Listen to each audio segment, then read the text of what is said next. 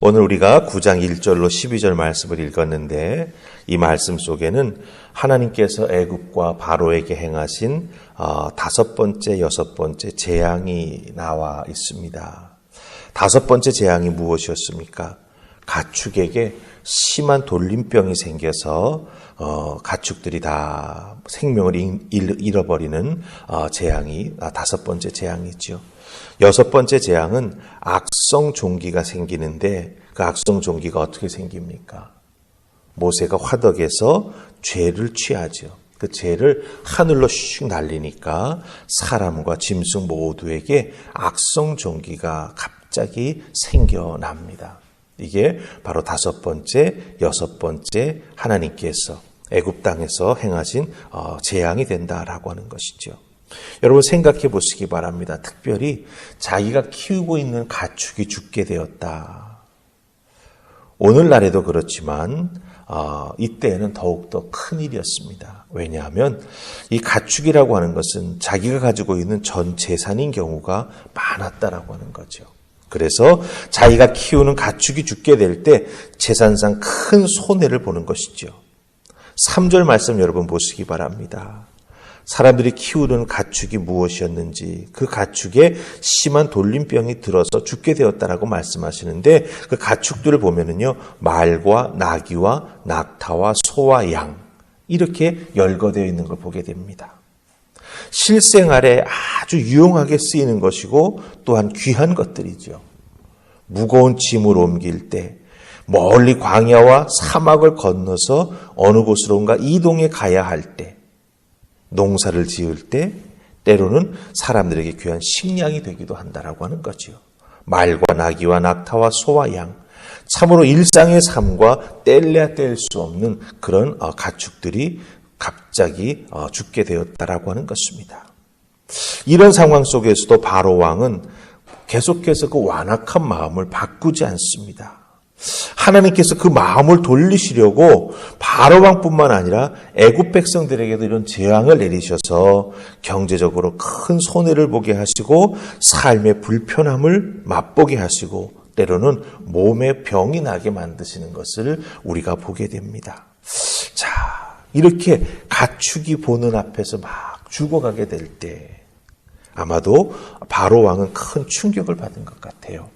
우리 6절과 7절 말씀 찾아서 함께 읽으십시다. 6절, 7절 찾으셨습니까? 우리 같이 읽습니다. 자, 시작. 이튿날에 여호와께서 이 일을 행하시니 애굽의 모든 가축은 죽었으나 이스라엘 자손의 가축은 하나도 죽지 아니한지라. 바로가 사람을 보내어 본즉 이스라엘의 가축은 하나도 죽지 아니하였더라. 그러나 바로의 마음이 완강하여 백성을 보내지 아니하니라. 아멘. 자, 바로 왕이 사람을 보내서 이스라엘 백성들이 모여 사는 땅에는 어떤 일이 일어났는지, 똑같은 일어났는지 그것을 사람을 보내서 확인합니다. 특별히 7절 말씀에 보면 보내어 본즉 이런 표현이 앞부분에 나오죠. 바로가 사람을 보내어 본즉. 이 표현은 바로가 직접 가서 본 건 아닙니다. 다른 사람을 보내서 확인하는 것이지만 이 보내어 본다라고 하는 이 표현이 가지고 있는 히브리 단어의 의미는 무엇이냐면 바로 자기 자신이 손을 길게 뻗어가지고 손으로 만져서 이것이 무엇이다라고 하는 것을 확인해 본다라고 하는 뜻을 가지고 있습니다. 다른 사람을 보냈으니 자기의 손도 아니고 자기의 눈도 아니지요. 하지만 바로가 그만큼 다급한 심정으로 사람을 이스라엘 백성들이 사는 땅으로 보내서 그들에게도 과연 이렇게 가축이 죽어 넘어져가는 심한 돌림병이 일어났는지 확인해보고 있다라고 하는 거예요. 내 눈으로 보고 내가 확인해야겠다라고 하는 마음으로 사람을 보냈다라고 하는 것입니다. 가서 보니 바로가 무엇을 확인하게 됩니까? 하나님께서는 이스라엘 백성들이 소유한 짐승에게는 그 심한 돌림병이 걸리지 않게 하셨습니다. 하나님께서 이스라엘 백성과 애굽 사람을 구별하셨고 이스라엘 백성에 속해 있는 가축을 구별하셨고 애굽 사람에게 속해 있는 가축을 구별하셨다라고 하는 거예요. 하나님의 백성에 소유된 가축은 살았고 바울의 백성들이 소유한 가축들은 다 죽었습니다. 누구에게 속하였냐? 누구의 소유물인가? 이것이 바로 삶과 죽음을 갈라놓았다라고 하는 거죠. 하나님의 백성인 이스라엘의 소유된 가축 살았습니다. 바로의 백성들이 가지고 있는 가축 다 죽었습니다. 여러분 6절 내용을 잘 보시기 바랍니다. 애굽의 모든 가축이 죽었습니다. 이스라엘의 가축은 하나도 죽지 않았습니다. 이것을 하나님이 행하셨다 이렇게 말하고 있습니다.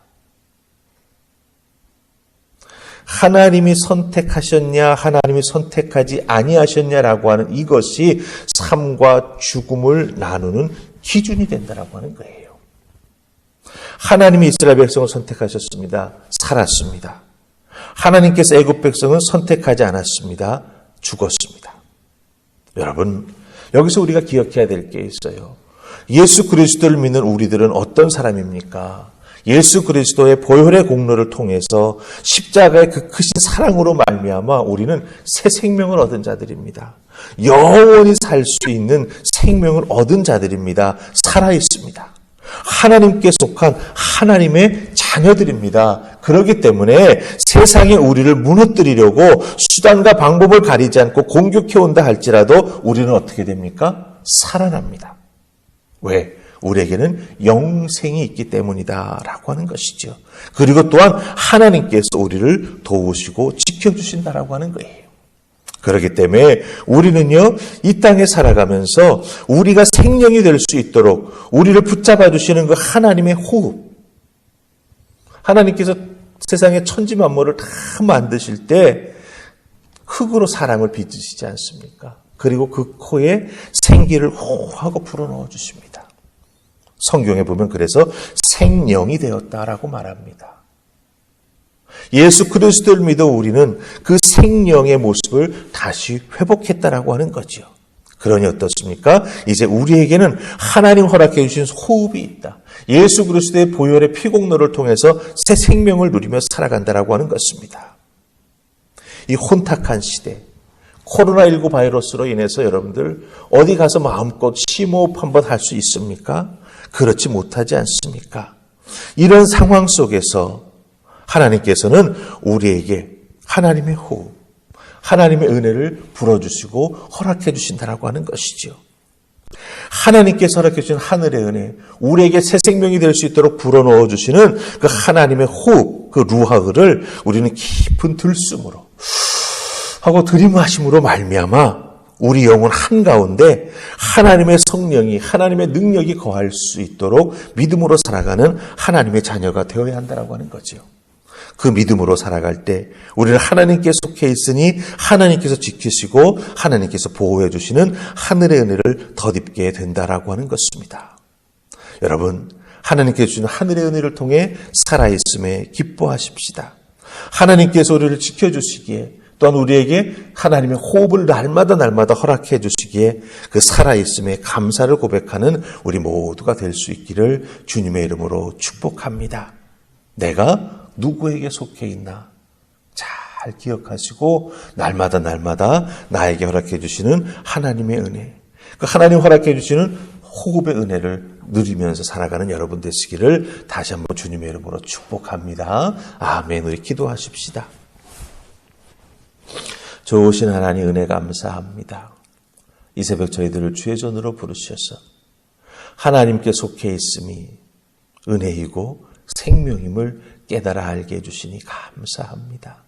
그 은혜 가운데 살아갈 수 있음이, 그 생명 가운데 이 코로나19 상황 속에서 살아갈 수 있음이 얼마나 큰 하나님의 보호하심인지 다시 한번 깨달아 아는 저희가 되게 하시고, 하나님께 속해 있으니 우리는 생명을 소유한 자답게 믿음으로 살아가게 하시고 감사함으로 살아갈 수 있도록 은혜를 더하여 주시옵소서. 오늘 나의 주어진 삶의 자리에서 하나님 주신 새 생명을 소유한 자답게 주의 은혜를 나누며 우리들의 삶을 더욱더 하나님께 영광 돌리는 삶으로 올려드리는 믿음의 사람들 될 수 있도록 복의 복을 더하여 주시옵소서. 감사하고 예수님 이름으로 기도하옵나이다. 아멘.